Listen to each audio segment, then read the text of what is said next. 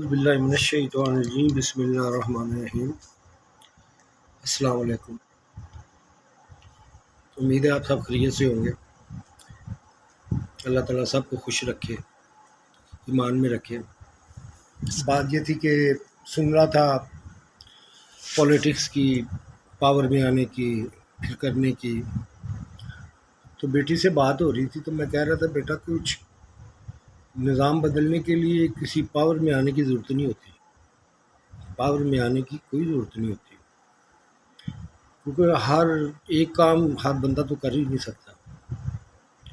ان کے ایک ہر کام سوری وہی ہو گیا نا، وہ بلاول والا کیا نام آپ بتا رہے تھے، تو وہ پھر ہو ہی جاتا ہے نا، اتنے آپ دفعہ کہا، اتنی دفعہ اس کو مینشن کیا تو پھر وہ ایک دفعہ تو نہیں تھا ٹھیک ہے۔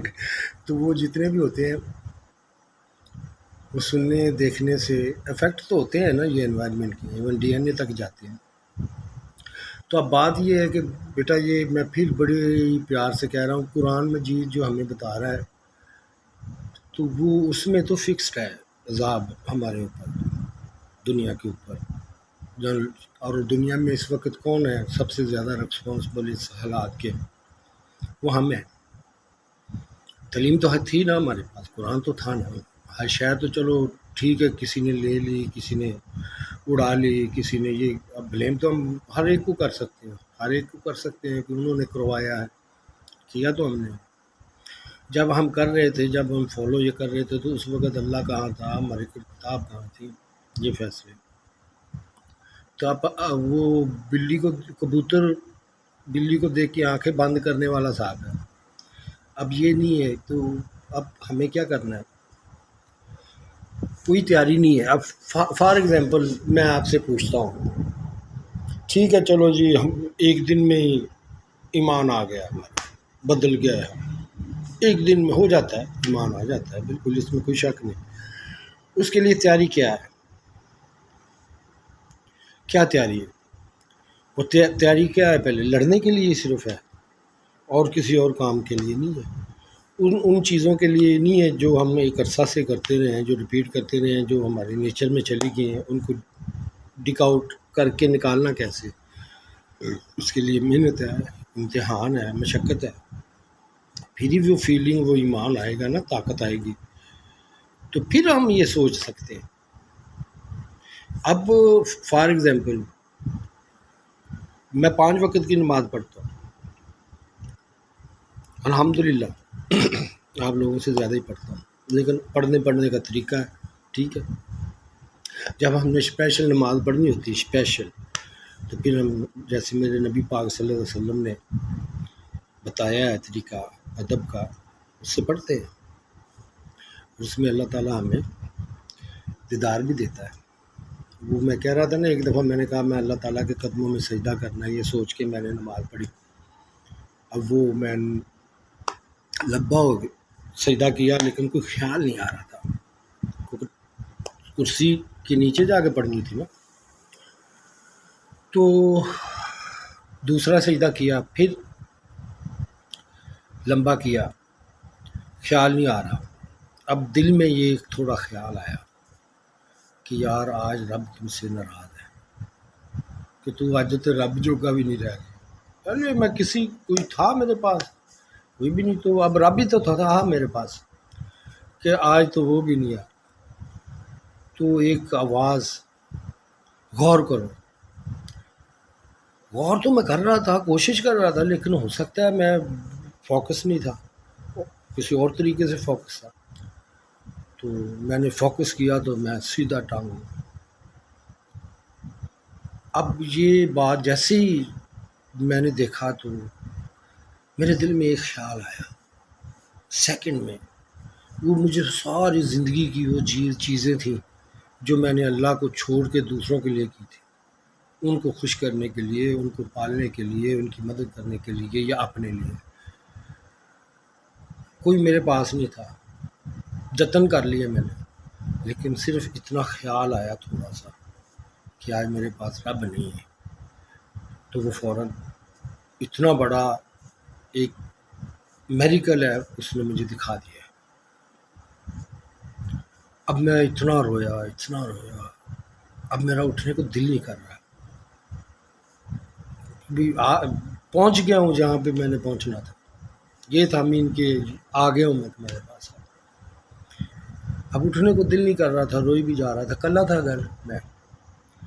بہرحال میں ادھر میں نے دیکھا جہاں پہ میں نے پڑھی تھی وہ باہر تھا, برآمدے میں نے پڑھی تھی. تو انشاءاللہ نماز پڑھتے ہیں, اس کو ترجمے میں اگر ہم فوراً ایک دفعہ میں پورا ترجمے کے ساتھ اس کو ذہن میں لے آ کے اس کا لمبا خیال کر کے کہ اگر الحمدللہ رب العالمین ہے تو یہ عالمین کا کیسے ہے, تو ان سے بھی بڑا ہم نے کر کے دکھانا ہے اللہ کو. تو پھر وہ عالمین کو یہاں سے لے کے کہاں کہاں تک سوچ کے خیال لا کے پھر کہنا ہوتا ہے ہاں رب العالمین. یہ ہوتا ہے. آگے اس کے ترجمے ہیں. تو اگر ایسے نماز پڑھیں تو پھر دنیا میں تو چل نہیں سکا, میں نہیں چل سکا, ڈر گیا تھا رہنا دنیا میں. چہرے بدلے بدلے لگتے تھے لوگوں کے, ملنے کو دیکھنے کو دل نہیں کرتا تھا. یہ حالت ہو گئی تھی میری. 15-20 دن یہ رہی میرے. میں نے آہستہ آہستہ پھر نارمل نماز کی اپنی, کہ جلدی من کے چلو 10 منٹ لگ جائیں, یہ نہیں ہے کہ 10 گھنٹہ لگ جائیں یہ نا. تو پھر من کی 4 فرضوں میں تو پھر میں نے تھوڑا, پھر وہ حالت بھی نہیں رہی, لیکن الحمدللہ آئی کم بیک. یہی ہوتا ہے. تو میں کہاں پہ تھا, امت کے لیے. امتی ہوں میں. مجھے جو بھی ملا ہے ادھر سے ملا ہے, قرآن کی بدولت مجھے ملا. اللہ نے میرے اوپر مہربانی کی ہے, محمد صلی اللہ علیہ وسلم کے صدقے کی ہے, اور دوسرے نبیوں کو پڑھنے کا موقع ملا ہے, ان کی صدقے کی ہے. یہ سب کا صدقہ اللہ تعالیٰ نے مجھے دیا ہے کہ میں کچھ بھی نہیں تھا, اس نے میرے اوپر انگلی رکھ دی. اب کوئی بھی نہیں تھا تو ایک چیز تھی کہ جھوٹ بولنا اچھا نہیں لگتا تھا. یہ ایک ہوتا ہے نا کہ جھوٹ کیوں بولوں گے, کہ اس لیے کہ کہیں پکڑا نہ جائیں گے. ہوتا ہے نا ایک ڈر ہوتا ہے کہ کل کو کہے گا یار یہ جھوٹا ہے. یہ چیزیں سوچ کے نا جھوٹ بولنے سے بڑی نفرت تھی. الحمدللہ یہی ہے اس وقت سب سے جو پہلا قدم ہے, ہمیں اسی سے شروع کرنا چاہیے.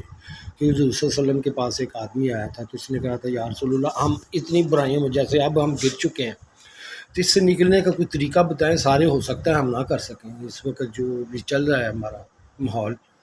تو آپ نے کہا تھا کہ پھر جھوٹ ختم کر دو. تو اب سوچ لو اگر ہم نے کرنا ہے تو سچ تو یہ ہے کہ اب ہمیں